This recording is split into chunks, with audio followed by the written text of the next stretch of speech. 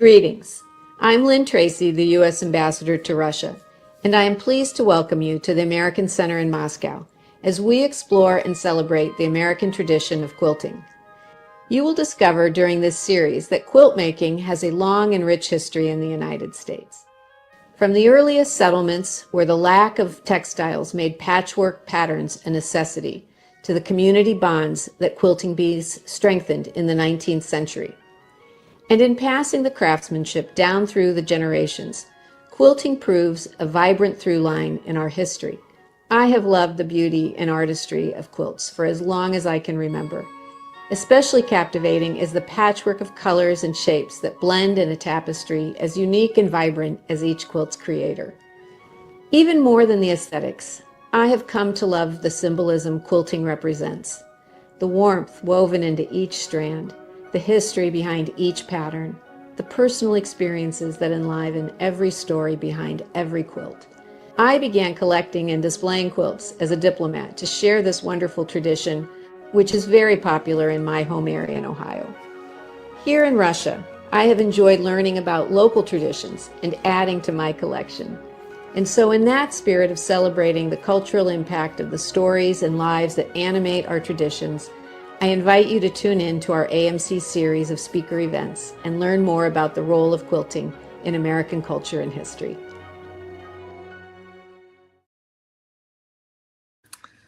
Hello, everyone.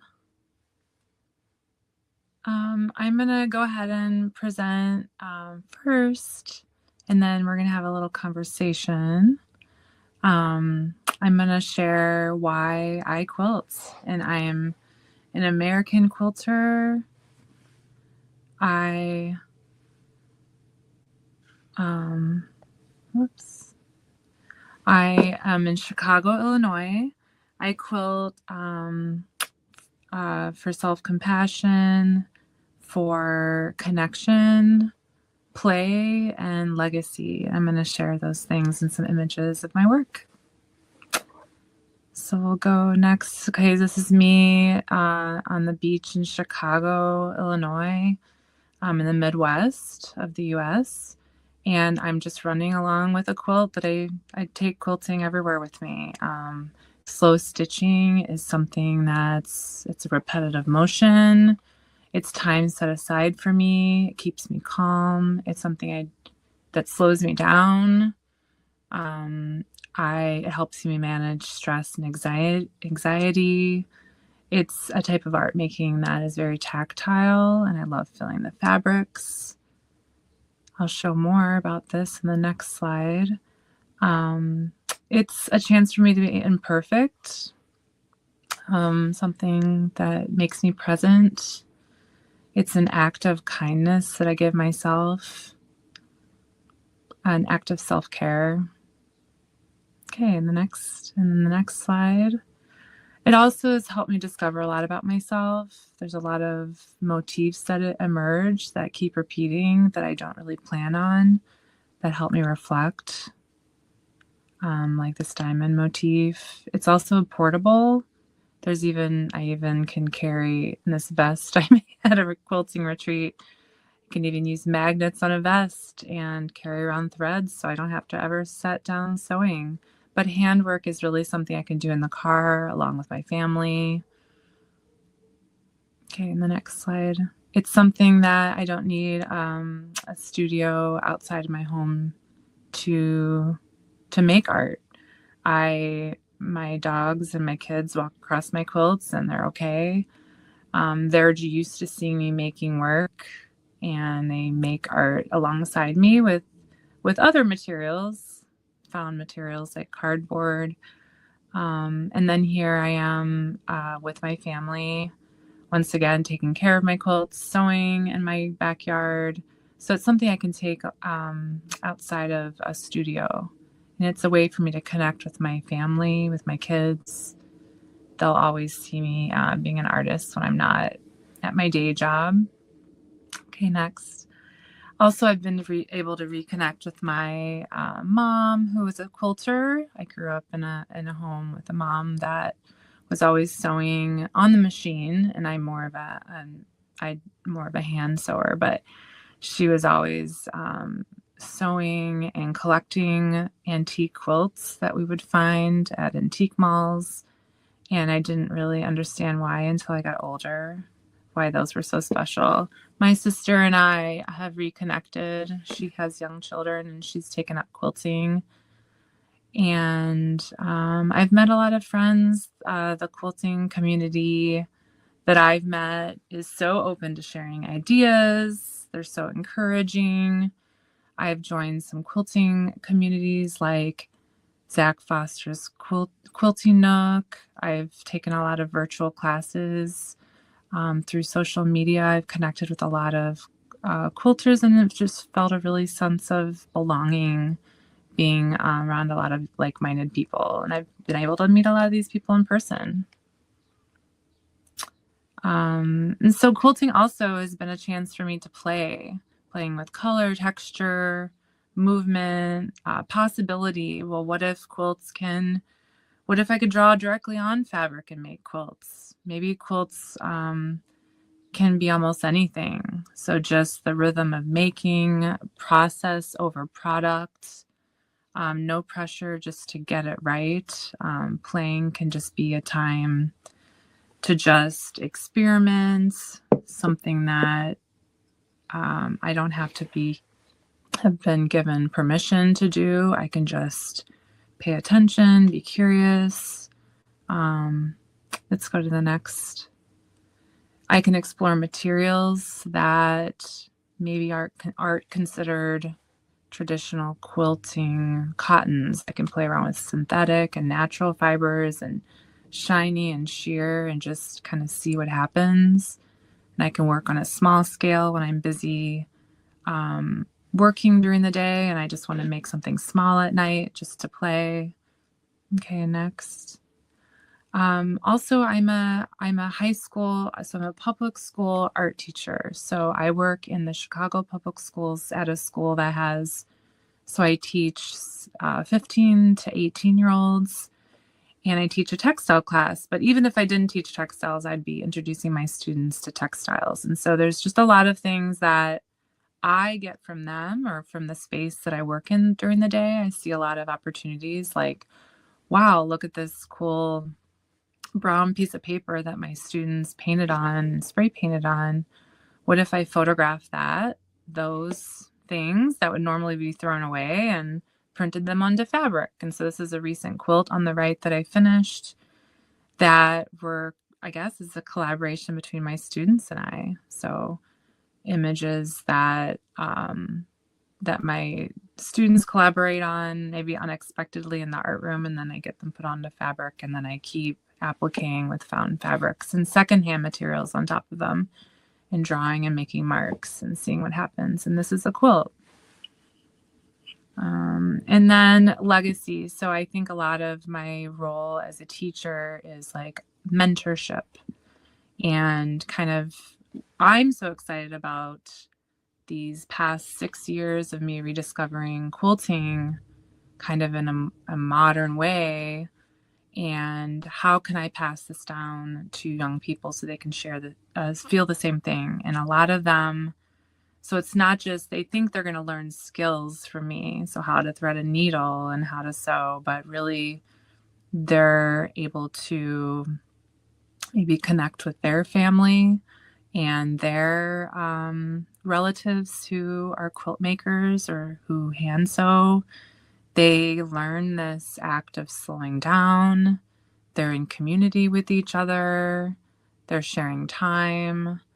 They're learning how to put their own stories and family stories and their personal values into their textile work. So this is really fun that I'm able to kind of like transfer that to them, because I know that was transferred to me from my older relatives that were sewers.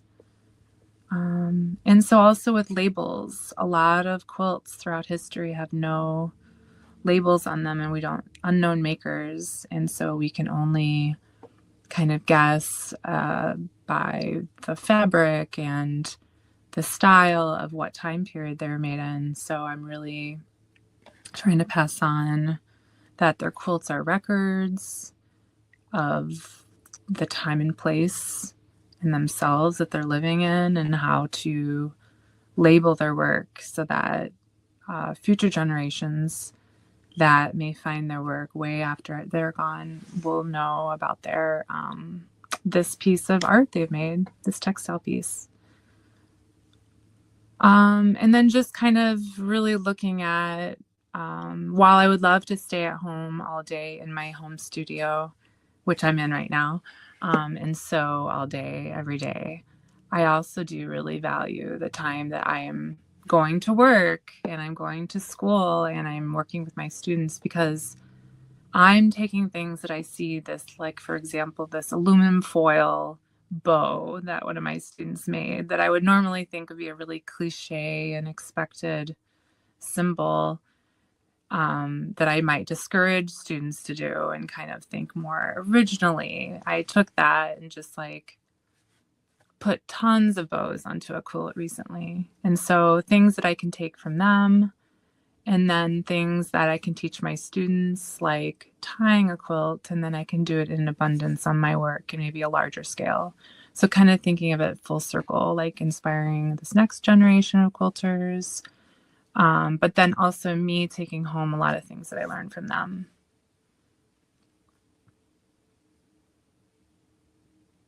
So yeah, if you want to keep in touch, this is my email address, Amanda Nadig Art, and I'm on Instagram, and I have a website. And I just feel like quilting should be a really accessible thing for anyone to try. And yeah, thanks for letting me share today.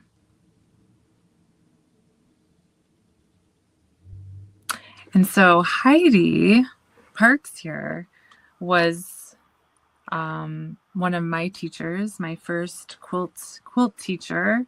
So I grew up with quilts, but I didn't really think it was something that I could do. So I took a quilt class from Heidi Parkes in 2019, and it lit a spark in me. And I went home and made more quilts that same day, because I traveled up to Wisconsin a couple hours where Heidi lives to take this quilt workshop. And I came home, made more quilts, and haven't stopped since. So what a great person to follow. And I'm really grateful for Heidi. Heidi is one of those people that has been part of my quilting community. That's been really inspiring to me. So now we're going to hear from you. I'm excited. Oh, Amanda, thank you so much. Yes, it's such a wonderful story to be able to tell, and especially getting to look back and see you sharing the photos of your students. I was a high school art teacher in Illinois for 9 years. And then in 2013, I finally made a quilt out of fabric instead of paper or metal or all the other strange art school supplies that I had been making quilts out of. And so that's when I fell in love with quilting. And within 9 months, I was quitting my job as a teacher to become a full-time quilter. So I love seeing the way that you have been able to do both in a sustainable way for a long time, and especially those beautiful images that you have of your students influencing your work and you influencing the work of your students. That relationship is so exciting, similar to how our student teacher and now peer in the quilt world relationship has been. I also just wanted to say that I had not seen your vest magnets yet. And that's so genius to be able to keep track of your little scissors when you're sewing and not have it run away on you. Yeah. Keeps it out of your mouth, you know. Yeah, no, yes. I know you're good at discouraging that. It's not a healthy practice. You not want to inhale. Or in anyone in the couch. So everyone, thank you so much for being here. I am joining you from Milwaukee, Wisconsin. So Amanda and I are both living along Lake Michigan, one of the Great Lakes in the Midwest, central part of America. And here you can see me with one of my recent quilts that I made last year. It's called So Many Small Things. And it's actually a pretty unique quilt for me in that, especially on the left, it's machine pieced. And then a lot of the other dots are hand pieced, and it is hand quilted. I mostly hand piece and hand quilt everything. So this is unique in the sense that I used the sewing machine to create it. And here you can see me hand quilting. I've got 2 thimbles on my fingers. My ring finger has a pushing thimble, and my index finger has a pulling thimble to help bring the needle to the other side. And for me, the handwork is so fun. I would say when I think about why I quilt, the top reason is that it is such a deeply enjoyable experience to be quilting by hand. And that's the top reason. And that then when I made my career quilting, it was partly because I wanted to spend as much time making quilts as I possibly could. Here you can see me quilting in a group with community, and this is an artist residency that I did throughout 2024 at the historic Pfister Hotel in downtown Milwaukee. They have an artist in residence program, and I was the 15th artist to occupy this room and be able to make my quilts inside of it and share my art with people. And it was really a pleasure to be able to invite the public in one day a month to have an open sew, as you can see us doing here. And so people are sitting on the floor and couches and they're sewing, and I'm sewing alongside them. And that element of sewing in community is something that I love, and something that I think of as being a very important American tradition. We hear a lot of stories growing up about quilting bees and about, for example, people making quilt blocks throughout the winter in their home. And then in the summer, they would get together and they would take turns helping to quilt each other's quilts. Here now, quilting is becoming ever more an independent project, something that we do alone rather than helping each other make quilts collaboratively. But that feeling of community and wanting to be able to sew and talk with other people at the same time is very much alive. And I'll continue talking about collaboration throughout the presentation. I also teach, and one of the things that gives me a lot of joy is seeing other people play with some of the ideas that I get excited about. And so for me, getting to teach and then seeing Amanda just fall in love with quilting so deeply since 2019 is so exciting to me, because she's working with some similar ideas, some similar ways of creating and playing with quilts and doing maybe unconventional things that don't look like the typical quilt you picture. That I'm so curious about what a quilt can be that I feel like I will only be able to scratch the surface of answering that question in my lifetime by teaching other people and allowing other people to be part of that research and curiosity. I also get to do quite a bit of exhibiting my work. And so this past weekend, I flew to Athens, Ohio, also on the Midwest, but kind of the East Coast cusp of the Midwest. And there at Quilt National, it's an exhibition that happens every other year. And I was excited to be in the exhibition and then also to receive an award. I received Best Handwork, and that means anything that's done by hand. So it could be the hand quilting, the hand applique, the hand embroidery. You can see on this quilt, there's a lot that it's done exclusively by hand. And for example, these rabbits are embroidered by hand. I have a lot of embroidered text, and as well as hand applique. So these are some of the details on this quilt. The bit of technology that you see here is a tripod with a horizontal arm on it. That is how I set up my camera so that I can teach things online and I'm able to present things that way. So it's like a tool that allows me to connect with the world and teach on the internet, which is a big part of how I have a sustainable full-time career as a quilter, both from teaching quilting and from selling my quilts. And then here you see my arm on the quilt, and I had a momentary bit of physical trouble with my arm. I had some problems with my shoulder, and putting this on the quilt was a reminder to do my physical therapy homework when I was visiting my mother, who lives in Florida in the very southeast corner of the United States.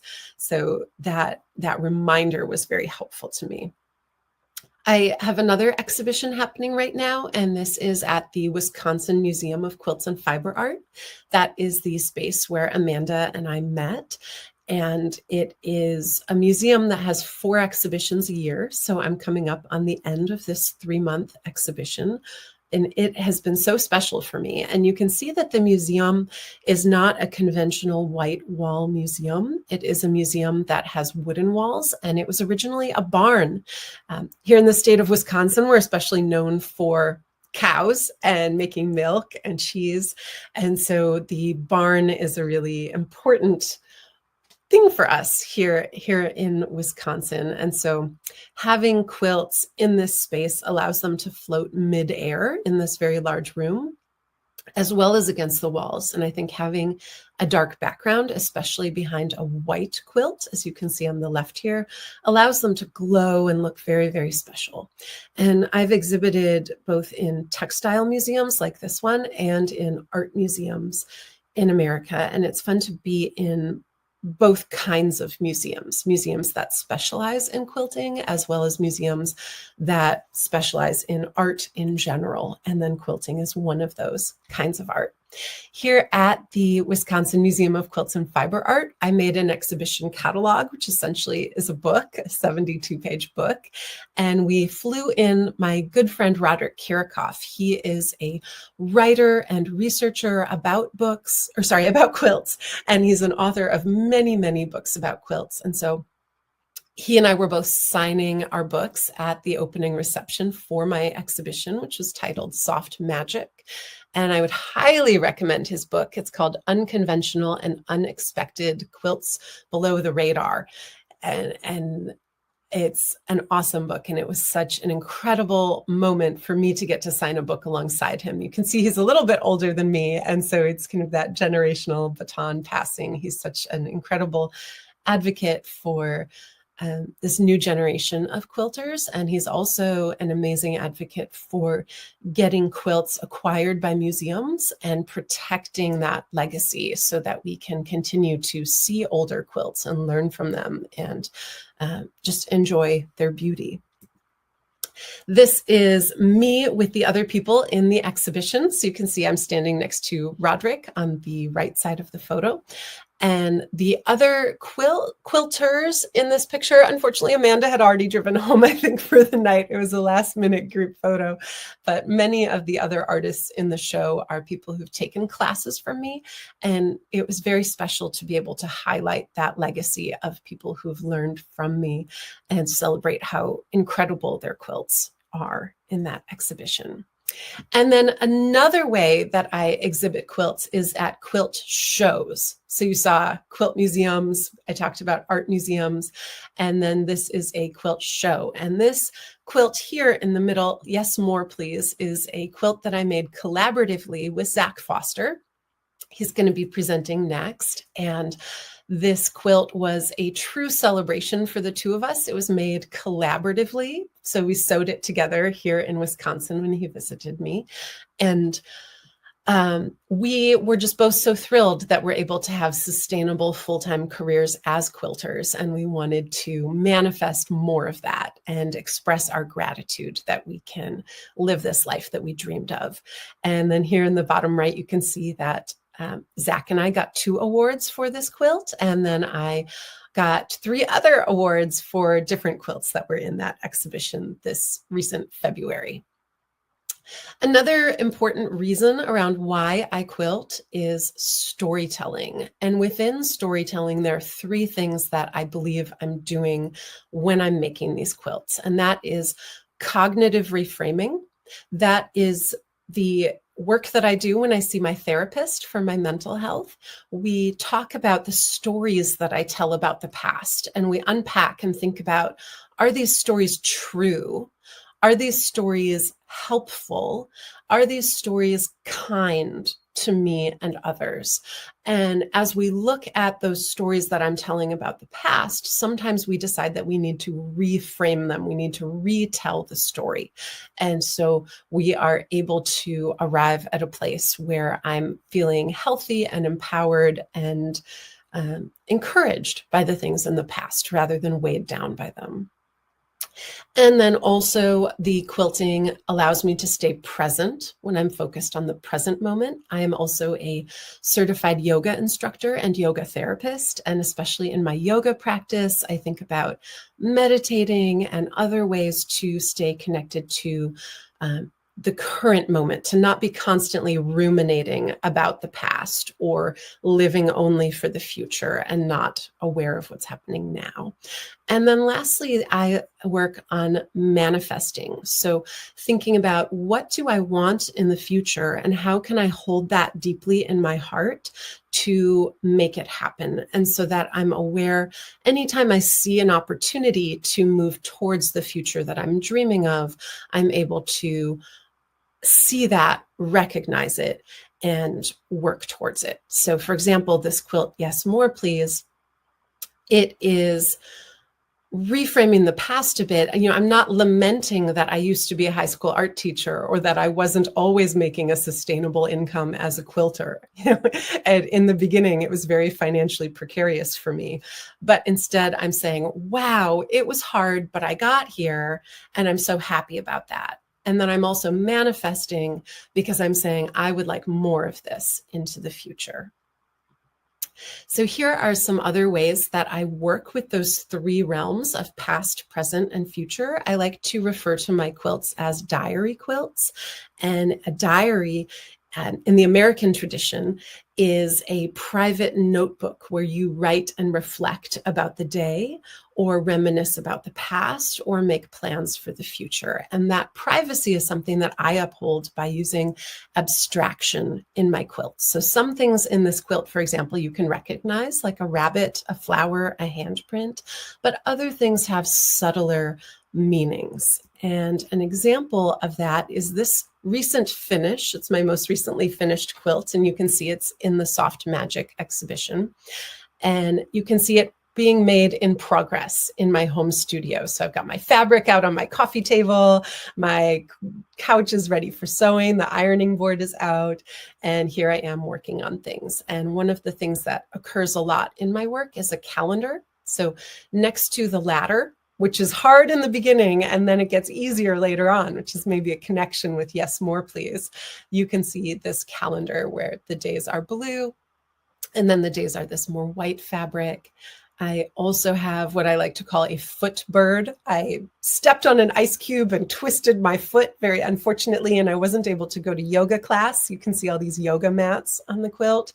And by thinking about that applique bird and making it with my actual foot. So you can see there my toes and then my foot with the socks in it.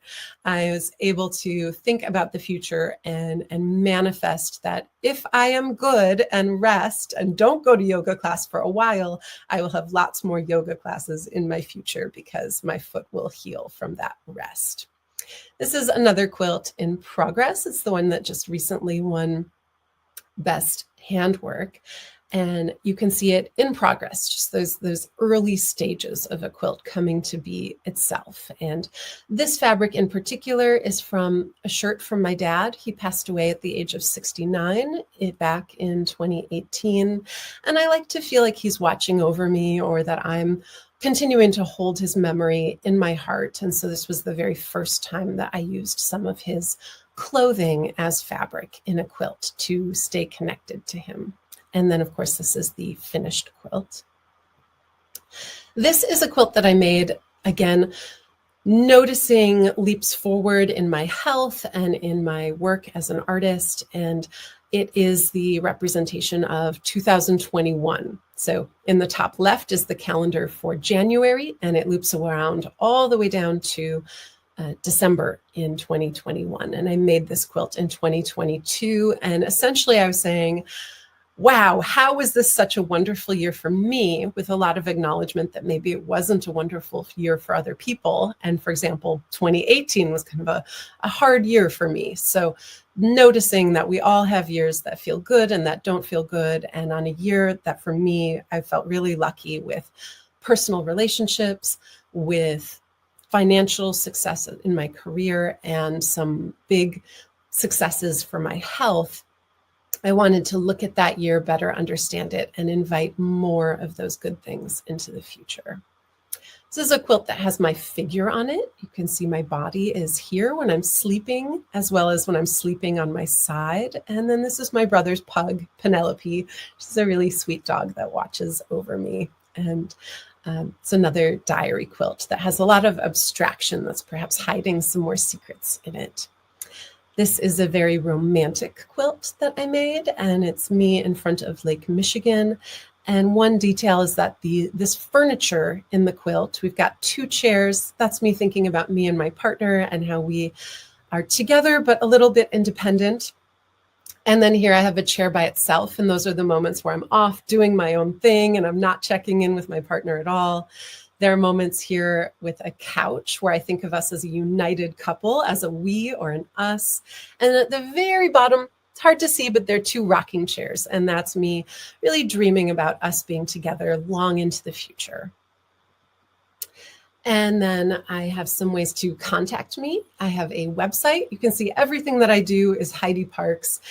I get a lot of questions about supplies, and so you can see those supplies on my website. And then, like Amanda, I'm on Instagram, and I'm always showing the most up-to-date, present moment things on Instagram. So thank you, everyone, for putting some questions in. I see that there's a question, and I'm going to see if I can answer that. So can you talk more about the therapy quilts? Hopefully, I think I did.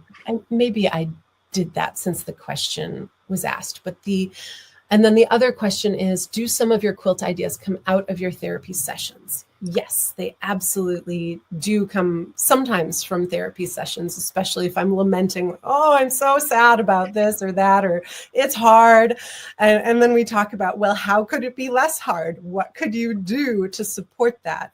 One of the things that I do a lot in my quilts is a technique that I call verbing. So whatever action it is that I'm supposed to be doing in the real world, I try to think about a microcosm action of how I could be doing that in my quilt. And for example, in the pink quilt that won an award recently, there are lots of little clumps of applique. And I had been doing a lot of tidying up my studio because I was lamenting that it, like right now, it's very messy in here because I'm sewing and making things and very busy. But I wanted to remind myself to tidy up. And so part of that process for me of tidying up is putting like with like, finding all the straight pins and putting them in one container, finding all the fabric and folding it and putting it on the fabric shelf. Like Zak's is so beautiful in his fabric shelf right now, very organized. So on the quilt, I was putting like with like, and then hopefully that will cause me to do more putting like with like in my real life as well. So it's one small example that I might come to therapy and say, oh, it's so messy, I can't keep up. And then we talk about, well, what would you do to keep up? And then how can I do a microcosm version of that in the quilt? And we'll have a lot more time for questions later too. So onward to Zak. Well, thank you, Heidi. Thank you, Amanda. You know, the 3 of us are such good friends. We've known each other for years. And it's been interesting for me to listen to you present your work again. I pick up new details about your process and what you're thinking with every time we get together to do these kind of things. So thank you for sharing. If we could go ahead and pull up my slides, there we go. I want to give you just a really quick tour of quilting culture in the USA. But first, that's me at 10 years old. I was cute. That was the year I made my very first quilt. It had 4 pieces of fabric and I was very proud of it. I didn't quilt again for a long time, but here I am again at age 31. I'm 44 now. You can do the math, working on a quilt. So I fell in love with quilting about 14 years ago, and here I am today. I like to say that I've been chain-smoking quilts for about 14 years, one than the other. This is the first quilter I ever knew in real life. This is my partner's grandma. We call her Mama, which is what a lot of folks in East Tennessee call their grandparents. And I was famous for like 2 days because I got to help work on this quilt for the rapper, the musician, the pop star A$AP Rocky, who is boyfriend, husband perhaps, I do believe they're married, of Rihanna. I got to make the red side of this quilt when it walked down the white carpet at the Met Gala. So that was pretty cool. Now, here's how quilts fit into American culture. And I'm going to give you the 2-minute version, which means I'm going to have to leave out a lot. But just to give you an idea, that the earliest colonial American quilts that we have were from the 1700s, and they tended to be whole cloth quilts, meaning solid pieces of fabric with really intricate, in this case, stitching to bring out the pattern. This one was dyed in indigo, but sometimes they would use prints. And I love this print. Here you see one that is reminiscent of a quarter, an American quarter, and that is the profile of George Washington. From whole cloth quilts, we move into block pattern quilts, and they are wonderful and varied. There's so many different kinds. These are just two.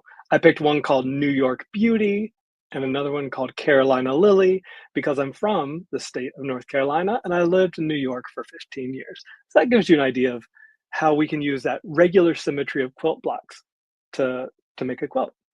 Now, not everybody's using patterns. Some people, like Harriet Powers here, use applique to tell stories, and we love stories, right? I just recently ran across this idea from Pablo Neruda, the Chilean poet, who said that stories always have two parts, the net and the air that goes through the net. What you see and what you don't see, what you hear and what you don't hear, right? And so Harriet Powers, along with many other artists, are playing with what you see and what you don't see, what lies underneath. We have some artists who have gotten really clever and creative with playing with pattern, notably the folks from Gee's Bend, Alabama. One of my favorite and one of my idols, Irene Williams, made this back in 2003. And there's just a fun USA quote for you, just because, here we are. I love this one. Now, as Heidi referenced, the quilting bee in American culture is iconic, right? Like we had this idea that quilting was the ultimate communal craft. And it was in a large part, right? Oftentimes the woman or the maker would make the quilt top on their own during the winter months when things were quieter. And then in the spring, they would get together in groups and have quilting bees where they could quilt up a whole quilt in an afternoon while the kids were running around and the men were playing music and different things, right?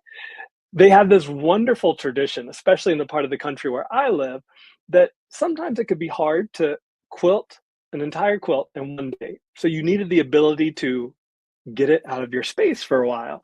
And so here you can see a quilt frame that they've raised up to the ceiling to make room for a dance party in the living room.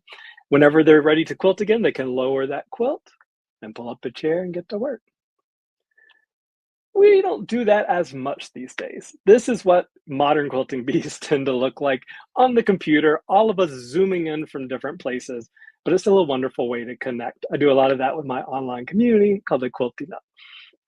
Now, quilts and stories go hand in hand.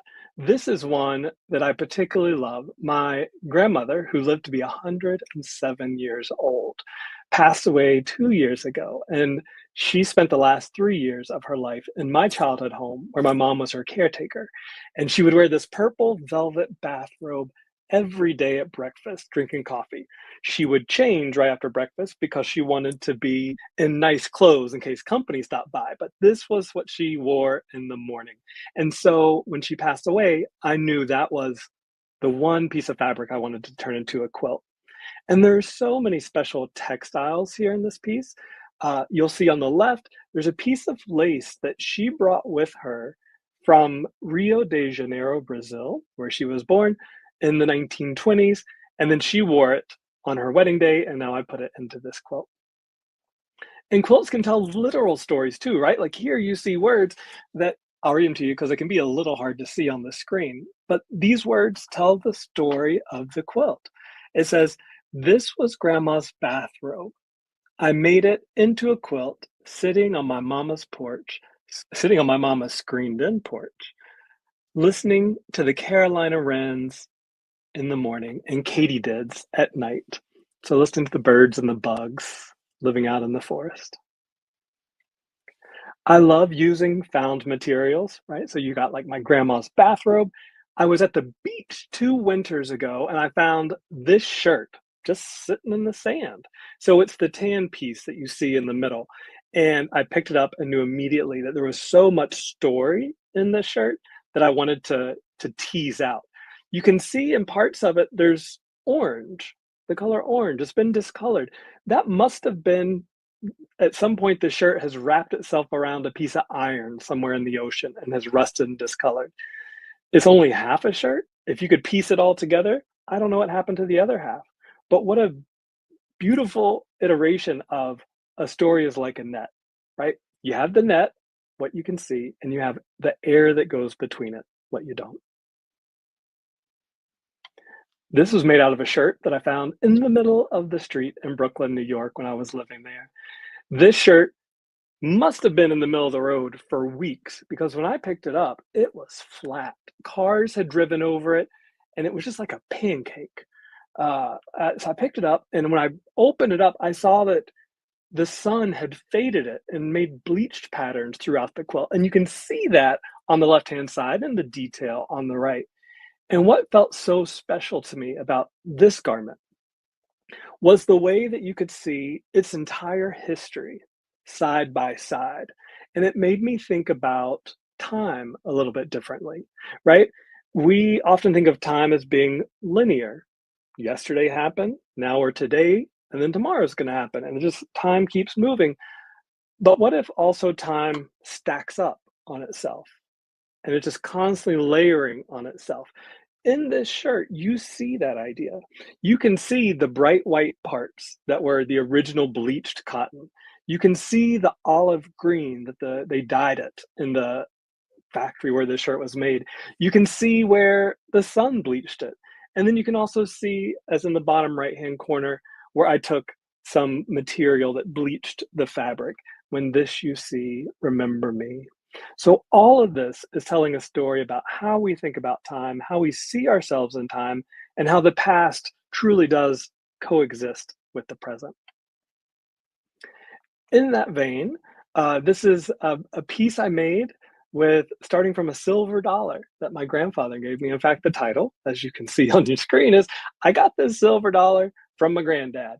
And then AKA in the very fine print in the bottom right-hand corner, how the wealth of my family, or how the wealth of my ancestors helped me go to college.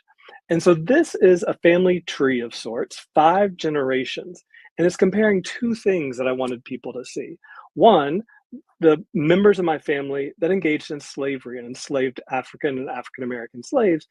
And then also, I wanted to share which of these ancestors had access to higher education. And you can see in my family, at least, that the people that engaged in slavery and exploited the labor of other people were able to pay their way and get access into higher education all the way down through the current day. If you look at the bottom left-hand corner, that's me, right? So I am continuing in this pattern and tradition of my family in many ways. I like to think about the past quite a bit, but I also love to think about the future. And I'm curious why humans, we seem to have this tendency to think about the future in catastrophic, apocalyptic terms. We tend to think that everything is getting worse and everything is going to collapse. Maybe that's true. There's plenty of evidence for that, but also maybe it's not true, right? What if we began to tell ourselves different kinds of stories about our future and what's possible? So this is a piece called Apogee Jubilee. Apogee is a reference to the moon. When the moon is as far away from the earth as it can be, when it's so far from home that it has no choice but to turn around and start coming back to center, that's apogee, that point on its orbit. And so there's this natural precedent that says, oh, look, we can stray very far from home. We can also come back to center. I have a podcast I like. Seamside, we talk about the inner work of textiles and we explore all kinds of stories. I've had the great good fortune of talking to a lot of folks. And so if you like the stories that you've heard me and Heidi and Amanda talk about today, I'd encourage you to check out Seamside. If you want to keep in touch, you can take out your phone and scan that QR code. It will take you to all the links. So it'll take you to my website. You can get on my email list. You can listen to the podcast. You can take a workshop, all kinds of things. So that QR code I'll leave up for you just a moment. Maybe we can also drop some of these things in the chat. I know we all have contact information. I don't know if that's possible, but that'd be very much appreciated. And with that, I'm going to open the floor to Q&A to my friends Heidi and Amanda.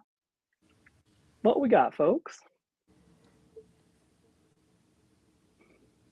Zak, go ahead. Oh, I see one question in here that's asking about the metal quilt that I referenced. And I would say that it's very common here in America to just kind of say, if the maker calls it a quilt, it's a quilt. And certain quilt shows you can or can't enter based on different details like that. So Quilt Con that Zak and I had our quilt, Yes, More Please in, that would say, no, you can't put a metal quilt in here. It needs a backing and batting and binding. But Quilt National that I was just in this weekend, they would say, metal quilt, bring it on. We love that idea. We want more. So it's different shows have different parameters, but in terms of is it a quilt or isn't it, it tends to be if the maker wants to call it a quilt, it is. And we don't ask questions. We just go forward. And Amanda, you were about to share something. Oh, I was just going to reflect on Zak's presentation and some of the, like the shirts that were kind of bleached by the sun, or just your investigation with materials. I had forgotten about those quilts, and it made me think about something I did this weekend. I finished a quilt, and I see there's another question about how long a quilt takes. So that kind of, that's why this part is kind of funny, because quilts take a very long time to make, depending on how much using a machine or how much detail, or I guess that can really vary. But we can go back to that question. But I finished a quilt and I just wasn't quite happy with it. And I just don't want to finish something and just not be quite happy. I feel like it's not finished yet then. Or it's something I set aside and I just say I learned a lot from it and now I'll move on to the next piece. But I really wanted this to be a resolved piece. So I put it outside in the backyard on some rocks and I dumped bleach on it.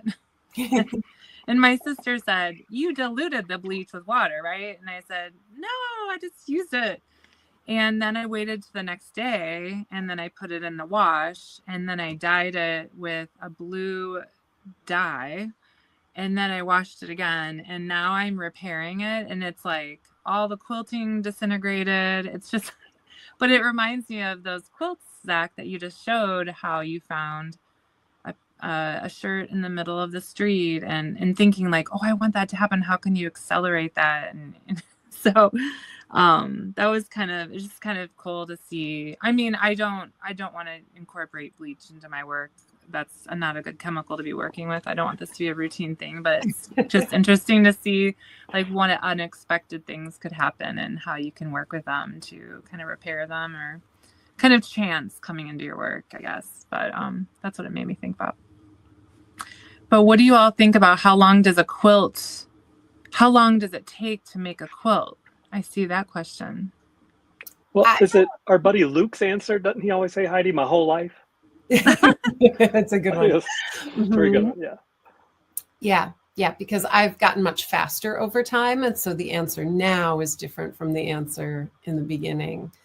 And I would say I've made quilts in like a couple hours if they're small, and then I've also spent probably 200 or 300 hours making my longest quilts. But I prefer not to know how long they take. So I tend to say, well, I started that in August and I finished it in February. Like, that's a knowable answer to me. How many minutes I spent from August till February, it doesn't spark joy for me to count the time in that way. Even so, though, like even if it takes 300 hours, Mm-hmm. I can't think of a better way to spend 300 hours. I mean, we've all got one life to live, so we might as well do the thing that we love. And if we love quilting, then 300 hours it is. I will say similar, Heidi, that over the course of my life, career with quilting, I'm much more comfortable with investing a lot of time into a single project. In the beginning, I wanted to produce a lot quickly, but now I see how, well, y'all take a look. Now I see how quickly they build up. And so I'm like, I don't know if I need to make hundreds of quilts. Maybe I just need to make 3 really good ones this year. Right? Agreed. I totally Let's see you try to just do that. I know that you're too excited about quilt making to just make 3. But I hear you. The same thing. I go back and forth. But also not everything has to be finished. And also quilt making to me is like something I brought into my life after I was a painter, because it's something that I can be interrupted a lot with my kids. I can be quilting and then run into the kitchen and throw some dinner together, and then just like while it's cooking I can go do some more work. And so I feel like it's so chopped up, it's hard to keep track. But I do enjoy watching TV or like Netflix or some kind of movie or documentary during it, so I can say, oh, I watched 5 documentaries while I made this quilt or something, and then I can kind of guess at how long it took to make. But if you do too.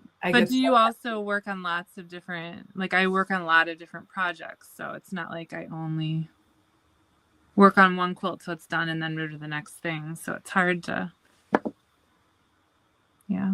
yeah, so like, oh, it took 5 seasons of that TV show. yeah. I mean, And then how did those that accounts for 50 hours of making it, and then there's more time after that. We have a few questions about American quilting, and also how does quilting differ in other countries. And I would say that I've personally been very lucky to have students, especially in my online classes, join me from a lot of different countries. So within the last 2 years, I've had students who are living in Canada, Mexico, France, Germany, Austria, Saudi Arabia, Australia. It's amazing because they'll be awake at 3 a.m. to take my class live. And that time difference is really striking. And so I find that I'm able to find like-minded quilters who want to learn from me in a lot of different countries. And then if I'm looking for other trends or quilters doing other kinds of things, that's maybe a little harder for me to find, because those quilters aren't naturally reaching out to me or taking my classes. But I do find that both handwork and machine quilting are popular around the world. I would say currently in America, I think there are more quilters working with machines than by hand. But I think there's also a pretty robust group who, like me, love working with their hands. Especially Zak, with the Quilting Nook, I imagine you have quilters from all over the world as well. Absolutely. Absolutely. I mean, there's good creative folks everywhere. My sense is, and I'm no authority on this, but my sense is that when people come to me to learn or to join the Nook, they feel like they're the only quilter they know quilting in the way they want to quilt. Mm-hmm. That maybe, like I'm thinking in Australia, for example, maybe there is an established quilting practice, but it tends to be more pattern quilts and traditional quilts, or what we might consider, modern improv, right? And they're not seeing. I think in the U.S. we have a broader spectrum of what a quilt can be, and I wonder if that spectrum is narrower in other places. You saying that reminds me that a lot of my German students especially are lamenting, oh, I don't know anyone who wants to quilt improvisationally by hand. And then it's fun because sometimes I can introduce them to each other, because I've had at least 4 German quilters in my classes. So I know there are at least 4. But yes, there can be sometimes a loneliness if you're doing something outside of blocks and machine piecing and machine quilting. And, I know, like within people who live in Milwaukee, there's a small handful of people who quilt like me, and a lot of them it's because they've taken my classes, so they quilt like me.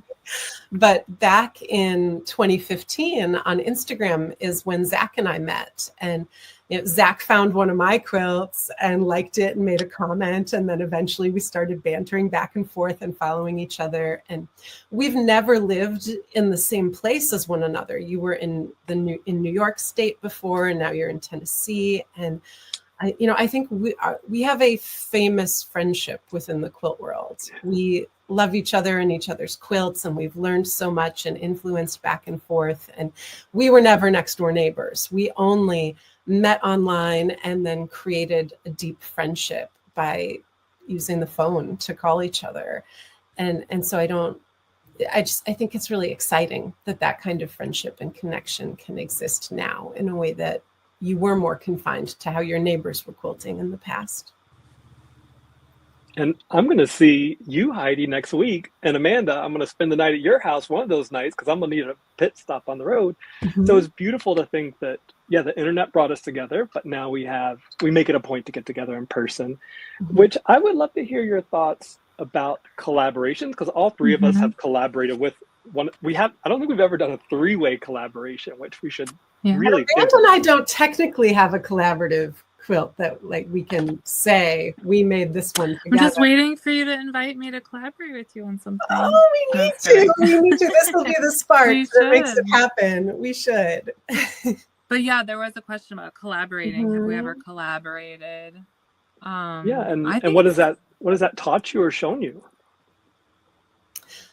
Yeah, so it's an important way of trying out new techniques. For example, when Zak and I made Yes More Please, we both pushed each other to do things that we frequently do in our own work that we don't normally do, that the other one doesn't normally do. And so there was a moment when Zak and I were working with one piece of base fabric, like this quilt behind me is one big piece of gray that I added onto. And then we were going to go in the evening because I was doing a lecture, and Zak wanted to sew a little bit on that during the lecture. And so I just cut a big hunk of it off and said, Zak, you can embroider on this. And he was shocked that I would just chop up the quilt. But for example, that pink quilt that I showed before, there's a space where there was a big hole where the bunnies ultimately were.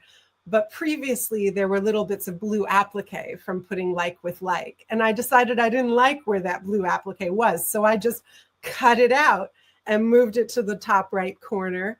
And then I used more of the pink fabric that I had. And I did something called reverse applique to patch the hole. And then I got to have the rabbits where I wanted them instead of those darn blue circles. And so I really like that feeling of flexibility and movement. And I was able to introduce Zak to some of that freedom that I feel by cutting off a big hunk. Mm-hmm. So that's one small example of a fun interaction that happened with collaborating. Yeah, I think there's a lot of ways to collaborate. I think my first moments of collaborating as a quilter with folks I met through social media were just like, I'm going to start something and mail it to you, and then you can add to it and mail it back. And kind of like that, and then when I collaborated with you, Zak, on a couple quilts, we actually sat together on the couch and quilted into the pieces at the same time. So there's that. So you have to really want to spend time with that person, and if you're going to be sitting next to them quilting in the same piece. And I've also worked, and you two worked also, where you just take a piece, you start together and chop the whole thing in half in a kind of an interesting way and take them to separate places, and then later bring them back together and try to stitch them together like they've never been separated. So I think there's a lot of different ways that we've collaborated, I know, which is really fun. Or even just responding to another person's work, maybe that could be a collaboration as well. Yeah, Amanda, I feel like we do a lot of that kind of collaboration because you took my class on making a framed quilt, something that's stretched around a wooden frame. And so I introduced you to that idea, that way of working. And then you made a whole bunch, and I was oh my goodness, of course you could do this and you can do that. And so that back and forth, that conversation that we're having with new pieces, that does feel very much like collaboration. Yeah, it snowballs. Another, I think one of the first times I collaborated was that Zak was doing a collaborative quilt of 43 portraits, and you put a call out. You just said on Instagram, I'm looking for people to make these quilts. And it was something like a Google Drive spreadsheet that you had. So you had all the names of the people who needed portraits, and we could go in and put our name next to the portrait and commit to making it.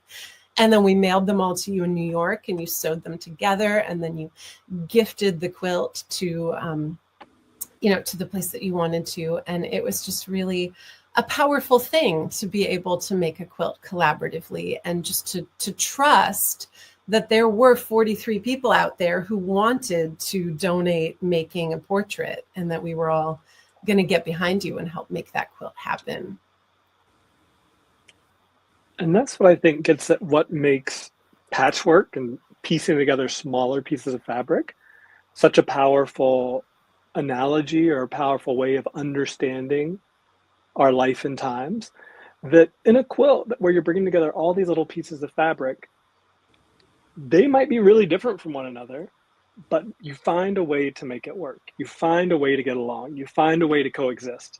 If a quilt can do it, maybe we can do it too. So we've got one last question, and Tessa's asking us, do you have a favorite quilt that you've made? What makes it special to you? That's like asking a parent their favorite child. I don't. I hope my quilts aren't listening. I'd hate to hurt anybody's feelings. I feel like each quilt I finish, it's usually, with each quilt I make, it's like there's something that's familiar that I've done before, but then there's always something like new that I'm trying. So I feel like it's always the latest one that I've made that I'm like, I could never part with this. This is so exciting. And I think that the moment that stops happening, I might be in a rut. I don't know what that feels like yet, because I'm just constantly thinking about like, what's the next thing I'm going to make? But I think, yeah, I don't have a particular one, but I think the momentum is from just like taking something that, because I feel like even if you just absolutely love this one quilt, well, you can do it again.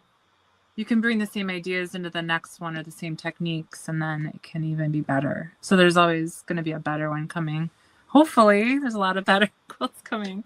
What do you all think? I agree 100% with both of those answers, that I'm sometimes partial to the most recent one just because I'm in the flow of it, but also just like children, I couldn't pick a favorite. They're all so special. And some of them, maybe some of the ones that aren't like as special, maybe I love them even more because they taught me something about what I want a quilt by me to look like. And so there's that feeling of gratitude. Like, oh, you're, and so then that helps me by knowing its opposite. It helps me know what I want to put energy to into the future.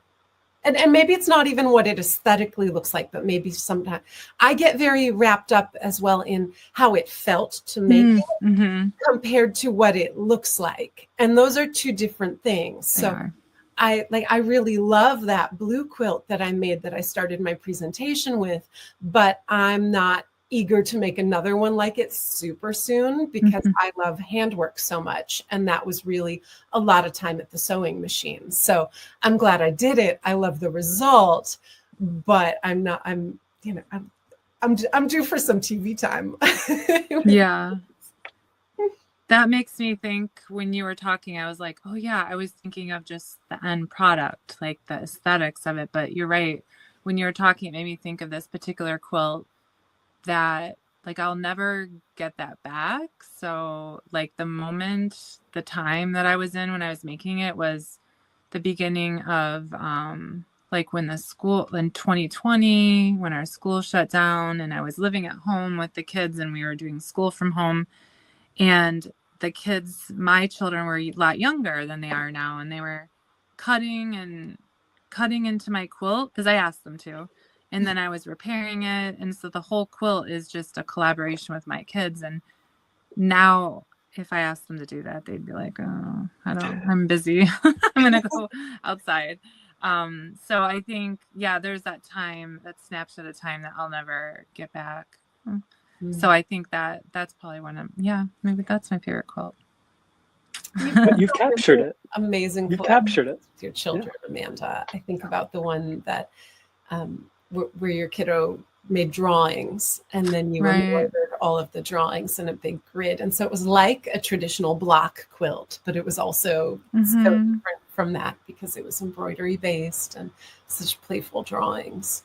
Yeah, and they're getting older now, and so it's a little sad, but it's just a new chapter. I feel like that's what's so cool about quilting is that you go through these, phases, and now I get to see like my sister has gotten into quilting, and she has a 4-year-old, and that's the age my son was when he was doing so much drawing in my quilts, and so now he's 10. And my sister is now having her little kid draw in her quilts. And I'm just like, oh, cool. Maybe she's doing that because she saw that modeled through my relationship with my kids. But it's just exciting to see. You get through whatever phase of life with, I guess the quilts really help through lots of our phases of life. Getting, And it could be, I can see how it could feel a little bit sad or maybe nostalgic thinking back on those quilts, but kids are going to grow up, we're going to get older, at least we have quilts to show for it, right? Like at least we can look back and be like, oh, I made all these things to capture the time. It's a document. Journal. Well, everyone, thank you so much for being here and watching our presentation all the way to the end. I hope you've kept track of ways to look us up. If you type in any of our names plus the word quilt, you will definitely find us on the internet. Sounds good. Thank y'all so much for joining us. Thanks, Heidi, everyone. Amanda, I'll see you this weekend. Yes, in person. Bye, everybody. Bye.